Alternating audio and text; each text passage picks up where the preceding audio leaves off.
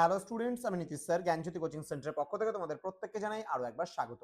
তো স্টুডেন্টস, আজকে আমি তোমাদের সঙ্গে যে বিষয়টি নিয়ে আলোচনা করবো সেটা হচ্ছে একক 1 থেকে বাঁকুড়া ইউনিভার্সিটির যে সমস্ত ছাত্রছাত্রীরা বিভিন্ন কলেজগুলোতে 6 সেমিস্টারে পড়ছো, মেজর পেপার 15 থেকে আজকে প্রেমেন্দ্র মিত্রর ছোট গল্প বা শ্রেষ্ঠ গল্প একটা হচ্ছে সাগর সঙ্গমে গল্পটি থেকে আজকে আলোচনা করব একদম 100% কমন সাজেশন গুলো নিয়ে। আজকে পার্ট 1 ভিডিও, যেখানে সাগর সঙ্গমে থেকে প্রশ্নমান 2 এর জন্য আমরা গুরুত্বপূর্ণ বেশ কিছু প্রশ্ন নিয়ে আলোচনা করবো। যারা আজকে ফার্স্ট টাইম আমাদের ইউটিউব চ্যানেলে ভিডিওটি দেখছো, তারা অবশ্যই চ্যানেলটিকে সাবস্ক্রাইব করে পাশে থাকা বেল আইকন অল প্রেস করে দাও, যাতে নেক্সট টাইম থেকে কোনো ভিডিও আপলোড করলে তার নোটিফিকেশন তুমি সবার আগে পেতে পারো।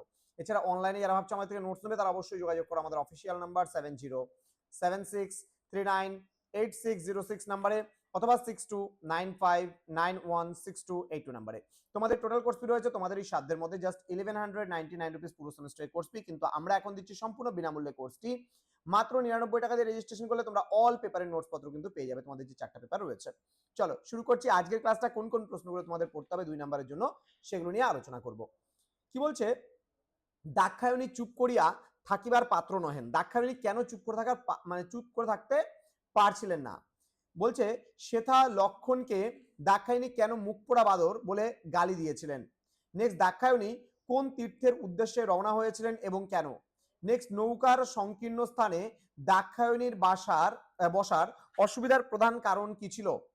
নেক্সট, এই আপদটিকে না আনলেই কি হতো না, কাকে আপদ বলা হয়েছে এবং কেন।